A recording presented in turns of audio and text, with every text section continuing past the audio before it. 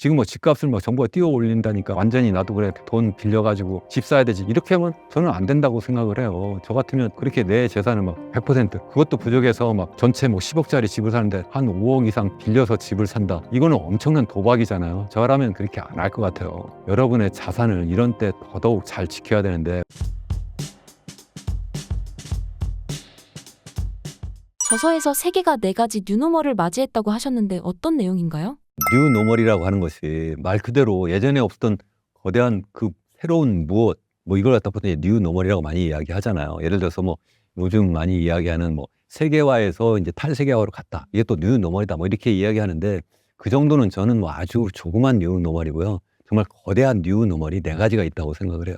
우리 인류 역사상 정말 30만 년 역사상 처음 맞이하는 정말 거대한 변혁 이 4가지가 있다고 생각하는데 그걸 저는 뉴노멀이라고 해요. 우리 인류 이름이 호모 사피엔스잖아요. 30만 년 전에 우리가 29만 년 어떻게 살았어요? 원시 수렵인으로 살았잖아요. 그러다가 이제 10,000년 전, 12,000년 전쯤에 농업혁명이라는 걸 해서 그 이후에 우리가 농업인으로 살면서 문화라는 것도 만들고 그러다가 다시 또 거의 10,000년을 살다가 그러다가 이제 지난 18세기 중엽에 산업혁명을 하잖아요. 그러니까 농업인으로 살다가 이제 말 그대로 산업인이 된 거예요. 그래서 이제 농업 중심사에서 제조업 중심으로 이렇게 바뀌었죠. 그러다가 이제 디지털 혁명을 지금 하고 있는 거예요. 그래서 이제 디지털 사회로 바뀐다 뭐 이런 이야기를 많이 하잖아요. 첫 번째 우리가 디지털 사회로 전환하고 있다 하는 것이 첫 번째라고 저는 생각을 해요. 일부에서는 뭐 이런 말씀 하시는 분들 계세요. 뭐 산업혁명이 지금 아직도 진행 중이다. 1차, 2차, 3차, 지금 4차다 뭐 이렇게 얘기하는데 이게 지금 우리 기계혁명인가요?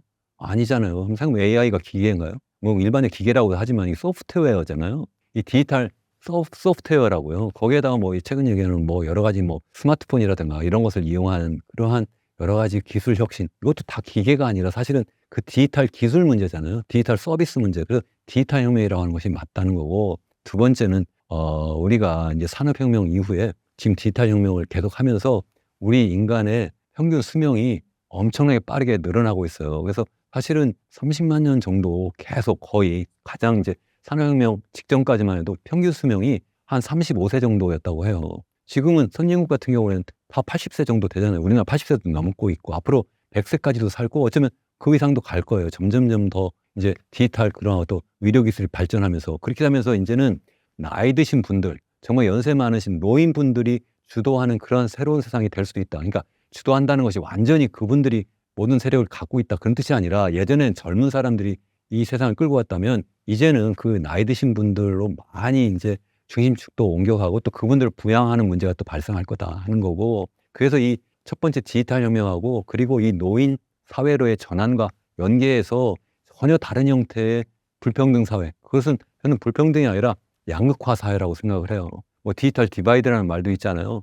그렇게 전혀 디지털 혁명을 정말 선도하는 그룹하고 그렇지 않은 그룹 간의 그러한 양극화 또 노인과 젊은이 간의 양극화 뭐 이런 양극화가 굉장히 심화될 거다 하는 문제가 있고 이제 마지막 4번째는 우리가 많이 알고 있는 기후위기 정말 심각하다고 저는 생각을 해요. 이 4가지가 사실은 그냥 남의 얘기가 아니라 정말 우리에게 정말 와 있는 거고 디지털 혁명을 우리가 정말 앞서서 하느냐 안 하느냐에 따라서 제가 아까 양극화라고 말씀드렸는데 그게 바로 국가적인 차원에서도 정말 진정한 디지털 선진국이 되느냐 아니느냐 이렇게 완전 우리 미래를 바꿀 거고 개인적으로도 그게 우리가 정말 디지털 휴먼이 되느냐 아니면 아날로그 휴먼으로 계속 남아가지고 그냥 어쩌면 나중에 이제 정말 기본소득까지 막 주는 그러한 상황이 돼가지고 나는 그냥 거기에서 그냥 정부에서 주는 그러한 기본소득 가지고 겨우 사는 그런 어쩌면 동물농장에 돼지처럼 살 수도 있는 거예요. 그래서 그러한 사상, 새로운 세상이 막 전개되고 있다는 걸 우리가 정말 알아야 된다. 저는 그러한 차원에서 이런 4가지 뉴노멀을 특별히 강조해서 말씀을 드리고 있습니다. 뉴노멀 시대의 정부는 어떻게 대응해야 하나요?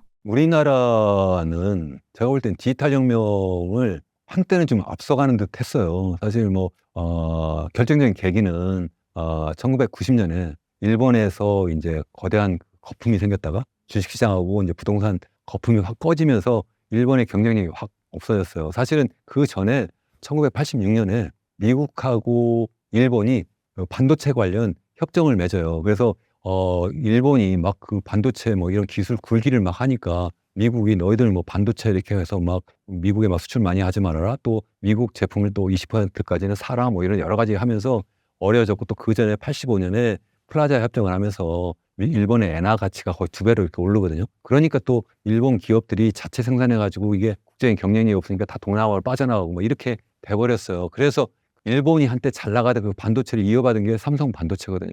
그 삼성전자죠. 이제 삼성전자가 이렇게 반도체 굴기를 했는데 그게 이제 최근에 와가지고 일반적인 D램 그런 레가시 반도체보다는 그야말로 AI 반도체 정말 이제 새로운 그러한 반도체로 나아가야 되는데 거기에 우리가 좀 뒤처진 거 아니냐 하는 게 이제 첫 번째 문제가 있는 거고 거기에다가 이제 AI가 너무 중요하잖아요. 사실 AI가 이제 반도체를 이용하니까 또 같이 맞물려도 있지만 또 그 AI는 AI 자체로 이제 알고리즘을 우리가 잘 개발해야 되는데 그걸 우리가 이제 못하고 있는 거죠. 그걸 이제 가장 앞서서 잘하는 것이 미국이었고 최근에는 이제 딥시크가 이제 갑자기 팍 부상하는 것처럼 미국이 갑자기 그런 AI 분야에서도 완전히 탑으로 지금 올라가 버린 거예요. 근데 우리나라는 어떤 기업이 있죠? 그런 기업이 없는 거예요. 그러니까 우리나라는 이 디지털 혁명을 한때는 그래도 선도하는 줄 알았는데 요즘에 와서 보면 그렇지 못하다. 그러한 걱정을 정말 할 수밖에 없는 거고요. 거기에다가 이제 우리나라가 인구 고령화가 정말 빠르게 진행되고 있다. 이렇게 말씀을 드렸잖아요. 그래서 우리는 정말 그러한 인구 고령화가 너무 빨리 진행되니까 그걸 속도를 늦추는 것이 첫 번째 중요하고 두 번째는 인구 고령화가 진행될 때 어떻게 적응을 잘하느냐가 이제 두 번째인데 그러니까 첫 번째는 인구 고령화 속도를 늦추고 두 번째는 거기에 잘 적응해야 되는데 속도를 늦추기 위해서는 합계 출산을 높여야 되는데 합계 출산율이 OECD 평균의 절반밖에 되지 않는다. 제가 이런 말씀을 이미 드렸는데 지금 0.75명 정도다. 이 정도는 낮아도 너무 낮아요. 보통 2.1명 정도 돼야 된다고 하는데 그러니까 현재 인구를 계속 유지하기 위해서는 한 2.1명인데 그거에 한 3분의 1 수준밖에 되지 않고 OECD 평균의 2분의 1밖에 되지 않으니까 이걸 빨리 높여야 된다 하는 문제고요. 그에 대한 원인은 뭐 여러 가지인데 나중에 또 말씀을 드리기로 하고 그에 대한 준비를 제대로 못하고 있고 또 뿐만 아니라 우리가 연금 개혁부터 시작해가지고 이제 고령화가 될 때 이제 거기에 잘 적응을 해야 되는데 그런 준비를 지금 못하고 있잖아요. 도리어 사회적 갈등만 막 일어나고 있잖아요. 그러니까 그런 것도 큰 문제다. 이 사회 양극화가 또 이게 굉장히 심각하게 지금 전개되고 있잖아요. 이게 디지털 혁명하고 그 노인 사회로 전환하고 다 연계가 되어 있다 이렇게 말씀드렸는데 그래서 지금 보면 이 디지털 혁명 때문에 한번 생각해 보세요. 사람들이 정말 더 정치적으로 더 양극화가 되어 버렸어요.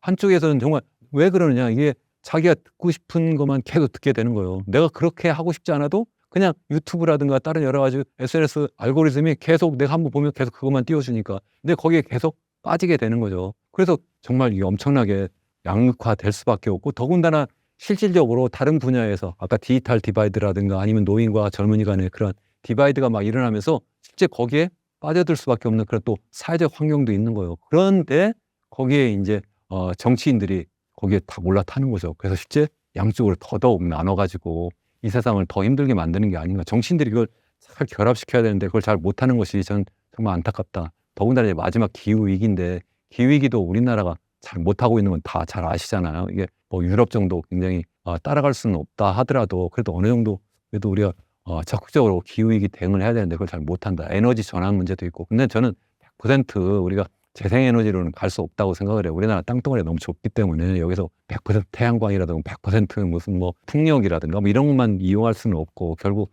안전한 에너지를 이용한 그런 원자력 발전도 좀 필요하다고 생각을 하는데 짧은 시간에 이렇게 말씀드리면 잘못하면 오해하실 수는 있는데 어쨌든 에너지 문제가 너무 중요하고 또 이 기후위기와 관련해서 또 중요한 게 바로 식량 문제예요. 결국 기후위기라는 것은 기후온난화라고도 얘기했지만 기후온난화가 아니라 정확히 보면 기후가 급변하는 거예요. 급변하면서 농사를 제대로 못 짓는 거예요. 마치 10,000년 전에 농업혁명이 일어날 수 있었던 것은 인간이 갑자기 똑똑해져서가 아니라 그 당시에 기후가 온난화돼서 그렇거든요. 기후가 좀 따뜻해진 거예요. 그러면서 자연스럽게 사람들이 농사를 지을 수 있는 환경이 되어서 했는데 이번에는 기후온난화는 온난화인데 그냥 온난화가 아니라 완전히 광폭으로 막 이동하는 들쭉날쭉하는 그래서 가뭄이 왔다가 홍수가 왔다가 엄청나게 뜨거웠다가 엄청나게 추웠다 막 이런 상황이 되니까 제대로 농사를 질 수 없는 상황이 되고 그래서 식량 위기 문제가 정말 심각하다. 그래서 이 기후위기는 다른 말로 얘기하면 에너지 위기고 그리고 식량 위기다. 저는 그렇게 생각을 해요. 이 두 가지가 다 우리나라는 자유롭지 못하잖아요. 우리가 뭐 에너지가 풍부한 나라입니까? 아니면은 식량이 풍부한 나라입니까? 다 수입을 해야 돼요. 그래서 우리나라는 정말 심각한데 이거에 대한 대비를 정말 잘하고 있느냐? 당연히 못하고 있는 거죠. 그러니까 저는 정말 걱정이다. 개인들은 어쩔 수 없이 뭐 국가가 잘해주면 좋은데 우리가 국가에 100% 이렇게 의존할 수는 없잖아요. 그러니까 뭐 개인이 깨어나야 된다. 우선 당장 내가 적어도 여기에서 폭망하지 않기 위해서 정말 깨어 있어야 된다. 지금 뭐 집값을 막 정부가 띄워 올린다니까 뭐 거기 들어가가지고 뭐 거기에 막 완전히 나도 그래 돈 빌려가지고 집 사야 되지. 이렇게 하면 저는 안 된다고 생각을 해요. 저 같으면 그렇게 내 재산을 막 100% 그것도 부족해서 막 전체 뭐 10억짜리 집을 사는데 한 5억 이상 그걸 갖다 빌려서 집을 산다. 이거는 엄청난 도박이잖아요. 저라면 그렇게 안 할 것 같아요. 여러분의 자산을 이런 때 더더욱 잘 지켜야 되는데 우리 경제학에서 그리고 또 일반적인 경영학에서도 이야기하는 게 포트폴리오를 다변화해라 뭐 이런 이야기 많이 하잖아요. 투자자라면 그 얘기는 무슨 얘기냐면 나의 그 투자 자산을 부동산에 몰빵하면 되느냐는 거죠. 근데 우리나라의 가계 자산의 80% 이상이 다 뭐냐면 부동산이에요. 이게 정말 황당하잖아요. 나머지 20%는 그럼 어디예요? 예금과 주식인 거예요. 그러니까 우리나라 주가가 저평가됐다고 이야기를 하는데 그게 저평가가 너무 당연한 거예요. 그게 돈이 다 글로 가 있으니까 그게 잘못됐다는 거고 그래서 정부가 그래서 집값을 계속 올리는 게 아니라 좀 낮춰줘야 된다. 그래야 사람들이 더 이상 여기에다가 돈을 넣고 그래서 집값 오르기만 바라지 않도록 만들어줘야 된다. 꿈을 깨줘야 된다. 저는 그렇게 이제 생각을 하는 거고요.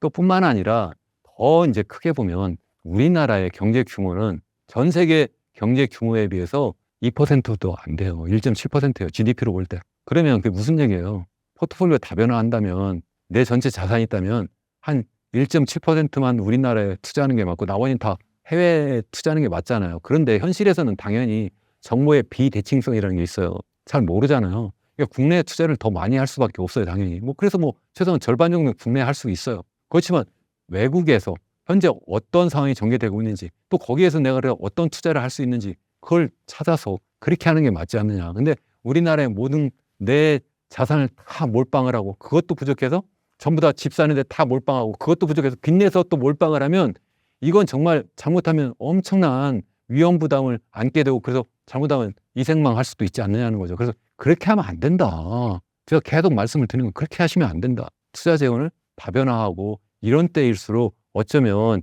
지금 혹시 있을지 모르는 그러한 상황에 대비를 잘하는 것이 정말 필요하지 않을까 그렇게 생각합니다. 뭐 한 가지 더 말씀드리면 예를 들어서 제가 막 이렇게 주장하니까 뭐 못 믿겠는데 하면 워런 버핏은 어떻게 하고 계시나요?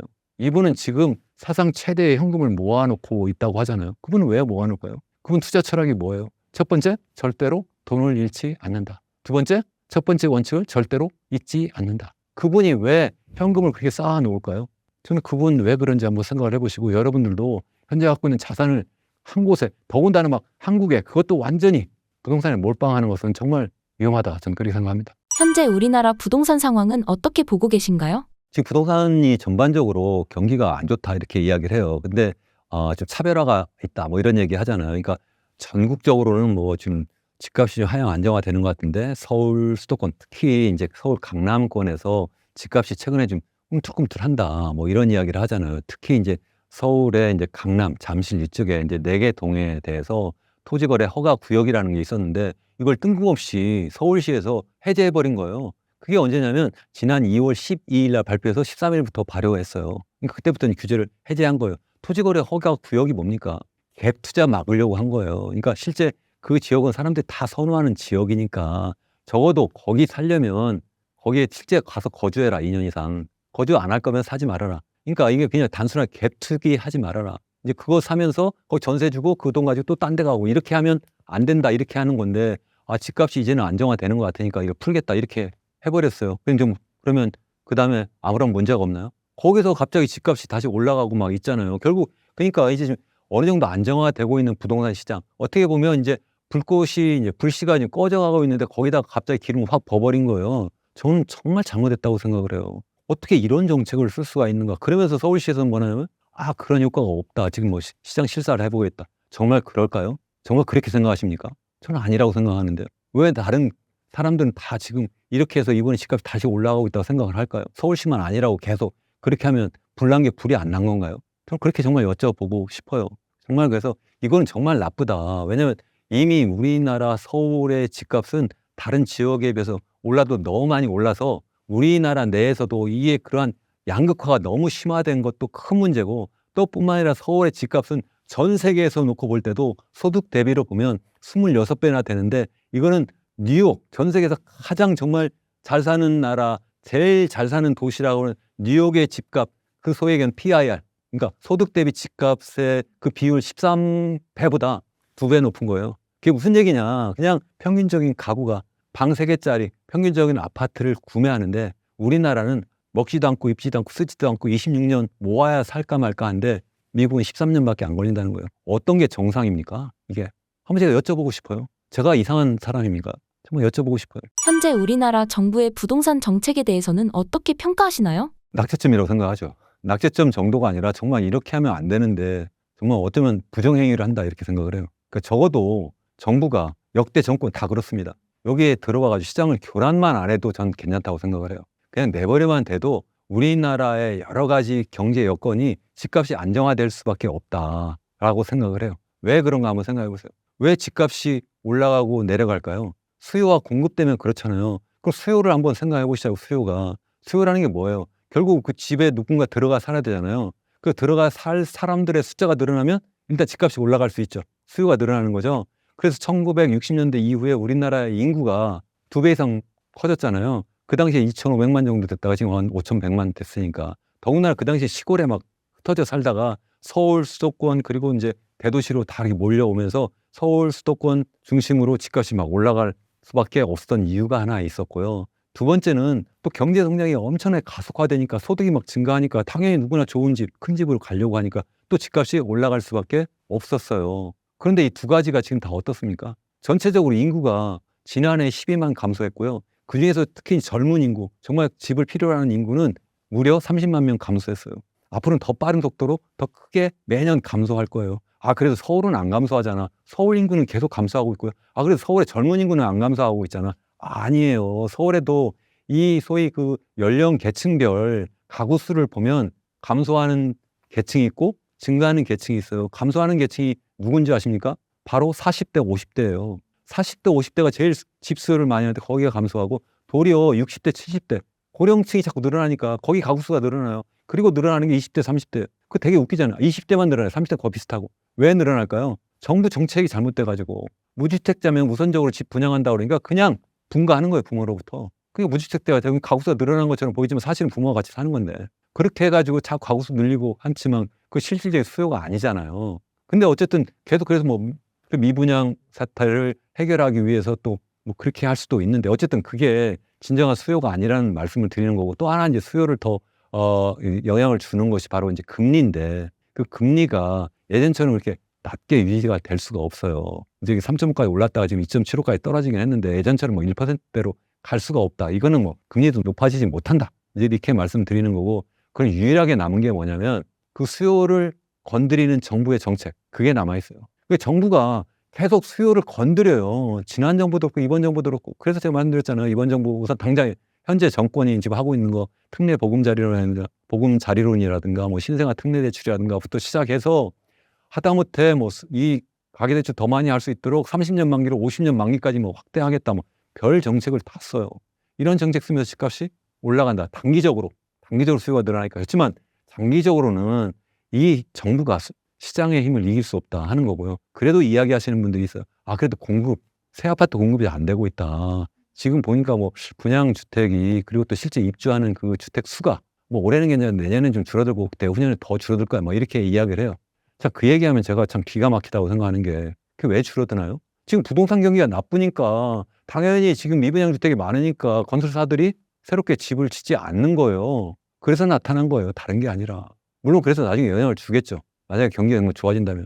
정말 좋아지느냐. 정부가 계속 불쏘시개를 계속 갖다 집어넣지 않으면 올라갈 수 없다고 생각하는 게 서울에 현재 매물로 나와 있는 기존 주택이 지금 9만 가구예요. 9만 가구. 저는 그게 진짜 중요한 공급이라고 생각해요. 그러니까 제가 수요 말씀드렸지만 공급은 새 집 공급도 있고 그냥 기존에 살던 집이 시장에 나오는 매물이라고 하는 공급이 있어요. 이게 9만 채예요. 이게 아실이라고 하는 그러한 업체에서 지금 2022년 2월부터 그걸 발표하고 있는데 그때보다 지금 2배 이상 매물수가 많아요. 왜 내놓을까요? 왜 공급이 늘어나죠? 사람들이 시장이 앞으로 좋지 않을 거라고 보는 거예요. 그러니까 내버려만 두면 그러면 공급은 지금 자꾸 늘어나고 있고 그죠? 그러니까 기존 주택 수를 볼게 그러니까 새로운 아파트 분양보다 더 중요한 기존 주택 그 수도 더 많아요. 그게 지금 어떻게 되고 있냐를 봐야 된다는 거죠. 그리고 지금 수요에 영향을 주는 지금 인구수라든가 아니면 경제 성장률이라든가 그게 계속 0%로 이제 계속 떨어지고 있다고 했는데 거기다 금리라든가 이게 어떻게 변화할지 한번 보시라는 거죠. 그래도 집값이 올라갈 수 있는 유일한 이유는 정부가 계속 그걸 부양하는 것인데 이게 단기적으로는 그럴듯해 보이지만 장기적으로는 결국 이게 시장의 힘을 못 이길 거다. 잘못하면 그게 바로 일본의 그 1990년 부동산 버블이 꺼진 거고요. 그게 바로 2008년 미국의 서프라임 모기 사태. 그때도 부동산 버블이 꺼진 거예요. 일본이나 미국은 꺼졌는데 왜 우리나라는 안 꺼지죠? 중국도 2021년 꺼졌는데 왜 우리나라는 안 꺼진다고 생각하죠? 왜 그런 상황에 왜 우리가 정부만 믿고 내 자산을 몰빵을 거기다 해야 되느냐는 거죠. 정말 위험한 후기다. 저는 그렇게 생각을 하는 겁니다. 영끌 쪽과 같이 빚을 내서 집을 사는 현실이 불러올 후폭풍은 무엇인가요? 저라면 지금 당장 집을 사려고 하지 않을 것 같아요. 내가 근데 돈이 많아요. 뭐 부모님께 뭐 물려받은 재산이 지금 엄청나게 많고 아니면 내가 정말 능력이 정말 엄청나게 좋아서 뭐 지금 갖고 있는 자산이 뭐 10억, 20억 돼요. 그러면 당연히 뭐 내가 내 돈 가지고 사는데 무슨 문제가 있겠어요. 그게 아니라 내가 갖고 있는 자산은 지금 한 5억인데 뭐 10억짜리 뭐 집을 사고 싶다. 그래서 한 5억은 내가 빚을 내서 사야 되겠다. 보니까 정부가 정책 대출로 해가지고 시장금리가 싸게 이렇게 돈을 빌려준다더라. 전 그래도 안 살 것 같아요. 그렇게 해가지고 만약에 집값이 떨어지면 누가 책임지죠? 정부가 책임지나요? 무조건 오를까요? 저는 오르지 않을 것 같다는 생각이 드는 거예요. 집값이 계속 올랐나요? 우리나라 역사상으로? 아니면 전 세계적으로 집값이 계속 올랐나요? 아니잖아요. 더군다나 지금 계속 집값이 지금 2017년 이후에 지금 3배 이렇게 올랐는데 최근에 좀 약간 이제 주춤한다고 하지만 강남, 서울 지역은 계속 아직도 최고치 근접해 와 있는데 지금 이 상태에서 지금 더 올라갈 거다 이렇게 굳이 생각할 필요가 있느냐. 저라면 포트폴리오 다변화 차원에서 뭐 일부는 내가 좀 투자할 수 있지만 다른 데에도 투자 재원을 이렇게 나눠 놓는 것이 중요하지 않을까. 그게 이제 뭐 미국의 주식이 될 수도 있고 뭐 아니면 뭐 금이 될 수도 있고 아니면 뭐 약간 소위 그 암호화폐 자산도 일부 할 수도 있고 다양하게 포트폴리오를 다변화하고 또 뿐만 현금도 일부 갖고 있을 수도 있고 그게 어쩌면 장기적으로 더 안전하게 내 자산을 지키고 또 수익률도 더 높을 수 있다. 저는 그렇게 생각을 합니다. 우리나라 가계자산의 80%가 부동산에 몰려 있는데 이것이 노후의 문제가 될 수도 있을까요? 그러니까요. 이게 계속 거기에 묶여 있는데 그게 앞으로 계속 이렇게 집값이 올라가면 그러면 괜찮은데 집값이 만약 안 올라가면 그러면 앞으로 어떻게 먹고 사는 거죠. 여기 다시 할게요. 그러니까 제 생각에는 우리나라의 정말 가계자산 중에 한 80% 이상이 전부 부동산에 묶여 있는데 이게 앞으로 정말 이제 계속 인구 고령화 되면서 내가 이제 은퇴하고 이제 그것 가지고 먹고 살아야 된다고 생각하면 정말 그게 가능하다면 결국 집값이 계속 올라줘야 되는 거예요. 집값이 계속 오를 수 있겠느냐. 이제 그게 그렇지 않을 거다. 만약 집값이 떨어지면 나는 정말 큰일 나는 상황이 돼버리기 때문에 정말 우리나라는 정말 노인 빈곤율이 전 세계 또 제일 높아요. 또 그래서 또 노인 자살률도 또 제일 높고 그러한데 이게 만약 그것도 뭐 집값이 막 계속 올라가고 해서 뭐 그냥 앞으로 내 집 하나 가지고 내가 먹고 살 수 있을 거야 이렇게 생각하시는 분도 계시고 또 실제 그런 분들도 있을 수 있어요. 정말 집이 정말 아주 좋은데 엄청나게 고가 주택이라면 그럴 수도 있지만 그렇지 않은 분들은 그거 하나 믿고 내가 노후 대비를 내가 잘했다 이렇게 생각하기가 좀 어렵지 않을까 저는 그렇게 생각을 하고요. 그게 이제 이미 노인 되신 분들도 계시고 이제 젊은 분들도 계신데 저는 앞으로 내가 오직 부동산 하나 가지고 내가 노후 대비를 해야 되겠다 이렇게 생각하시면 안 될 것 같다. 그리고 이제 이미 노인 되신 분들은 어떻게 하냐. 저라면 좀 조그만 집으로 내가 정말 서울에 강남에 집이 있다면 조그만 집으로 옮겨갈 것 같아요. 그것을 시장에 내놓고 내가 100%다 팔면 혹시 내가 후회할 수도 있으니까 그래서 저라면 교회를 좀 나갈 것 같아요. 우리나라는 어떻게 된 줄 알아요? 나이 드신 분들은 서울 중심에 다 좋은 집 갖고 있어요. 그래 놓고 매일 어떻게 해요? 교회로 나가요. 젊은 사람들은 어떻게 해요? 다 교회에 집 있어요. 일자리는 다 서울에 있으니까 다 서울로 들어와요. 정말 이거 비극 아니에요? 코미디예요. 정말 슬픈 코미디. 정말 일해야 될 사람은 서울에 집이 없어서 밖에서 살면서 안으로 들어와야 되고 정말 이제 은퇴하신 분들은 서울에 있는 고가주택에 있으면서 거기에 들어가서 그 다음에 할 일이 없으니까 밖으로 또 나가고 이건 잘못됐다는 거죠. 이제 나이 드신 분들이 지금 밖으로 나가고 그리고 젊은 사람들이 안으로 들어오게 하는 그러한 환경을 또 정부가 만들어줘야 되고 그게 아니라 하더라도 스스로 나이 드신 분들이 그렇게 하시는 게 본인을 위해서도 좋지 않을까 저는 그렇게 생각을 하고 있습니다. 저 자신도 또 사실 그렇게 하고 있고요. 그래서 그렇게 하는 게 전 좋지 않을까. 물론 사람마다 다 처한 입장이 조금씩 다르기 때문에 제가 100% 맞다.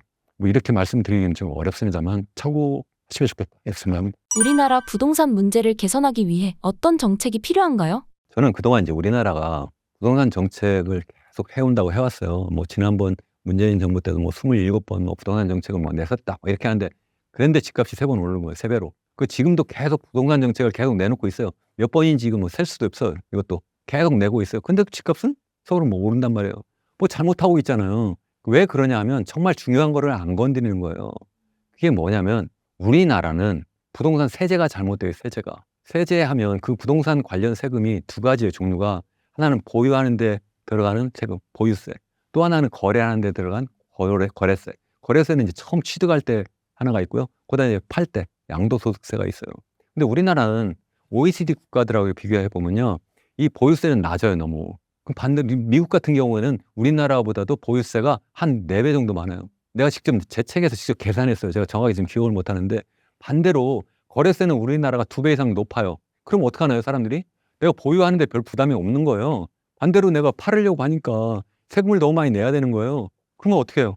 거래가 잘 안 되는 거죠. 제가 아까 말씀드렸죠. 정말 중요한 거는 신규 주택 분양이 아니라 기존 주택이 매물로 많이 나와야 된다. 지금 또 많이 나오긴 하는데 이게 나오면 자연스럽게 집값이 안정화되고, 또 그렇게 하면 나이 드신 분들이 자연스럽게 내가 그 집을 처분하고 내가 교외로 나갈 수도 있는 거예요. 그래서 그분들도 행복하고 젊은 사람들도 시내에 들어와서 안정된 그런 주택에서 내가 거주하면서, 그래서 내가 일도 하고, 또 그래서 내가 결혼하고, 그래서 아이도 갖고, 이렇게 한다는 거죠. 그렇게 좀 만들어줘야 된다. 그래서 세제 개혁이 첫 번째 제일 중요하다.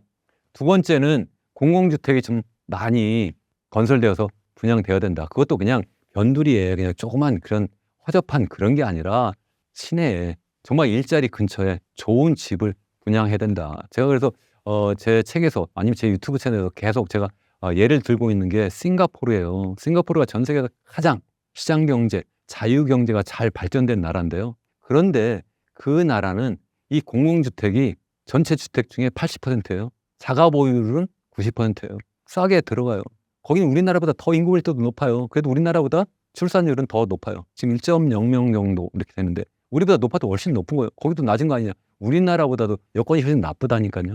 거기도 여러 가지 문제가 있지만 어쨌든 그런 주택 정책은 정말 우리가 본받아야 된다. 더군다나 세제도 제가 말씀드렸다시피 이것도 어떻게 하느냐 하면요, 자국민에 대해서는 공공주택, 그리고 외국인에 대해서는 아예 민간주택 20%밖에 없는 거. 그것도 그냥 못 사요. 요새는 외국인들이 자꾸 들어오니까 처음 취득세를 어떻게 하냐면 10억짜리 아파트라면 6억을 60%를 취득세로 세금을 내야 돼요. 스탬프 듀티라고 해가지고 처음 이제 도장 찍어주는 그거, 취득세를. 그러니까 쉽게 들어오기 어려운 거죠. 그래서 거기 싱가포르의 민간주택 가격도 소득 대비로 보면 우리나라보다 싸요. 우리나라는 왜 그런 거 못하냐는 거예요. 일부에서 그러면 뭐 이래요.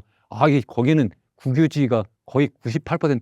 아니 국유지가 많으니까 그거예요. 우리나라는 그런 국유지가 없어서 못합니까? 우리나라도 국유지 있죠. 우리나라는 LH나 SH가 어떻게 하나요? 토지 자기가 다 매입해가지고 개발해가지고 그걸 자기가 그냥 그런 좋은 공영주택을 건설해서 분양하면 되는데, 민간주택한테 개인 기업, 사기업한테 다 넘겨줘가지고 그것도 비싸게, 그래가지고 또 분양가 높이는 그러한 정책을 하고 있는 거 아니냐는 거예요. 이거 정말 잘못되지 않았나요? 저는 이러한 것을 우리가 알아야 된다, 정말 깨달아야 된다. 저는 정말 그렇게 생각을 해요. 제가 두 가지 말씀드렸어요. 하나는 부동산 세제 개혁, 두 번째는 공공주택을 많이 분양을 해야 된다. 저는 그렇게 생각합니다. 신사임당 시청자분들을 위한 한마디 부탁드립니다. 여러분, 저와 함께 이렇게 시간 내주셔서 정말 감사하고요. 제가 혹시 너무 목소리를 높여서 혹시 불편한 분 계시면 정말 죄송하고요. 너무 짧은 시간에 정말 많은 말씀을 드리는 게 저도 좀 아쉽습니다. 그래서 다음 기회에 한번 더 찾아뵙기로 하고, 또 여러분들께서 저의 그 이현웅 교수 경제포럼도 좀 찾아와 주셔서 거기서 제가 더 구체적으로 아주 데이터를 직접 여러분들께 보여드리면서 말씀드리거든요. 그래서 그것도 한번 봐주시면 좋겠고, 기회면 책도 좀 한번 이제 봐주시면 더 구체적으로 정말 체계적으로 전 세계 경제가 어떻게 돌아가고 있고 우리나라 경제가 현재 어떤 문제가 있고, 그래서 우리가 어떻게 해야지만 정말 잘 살아나갈 수가 있는지 그런 것을 여러분들도 깨닫고, 그래서 우리가 더불어 이 사회를 정말 살기 좋은 사회로 만들 수 있지 않을까, 좀 그렇게 생각합니다. 여러분 정말 감사합니다.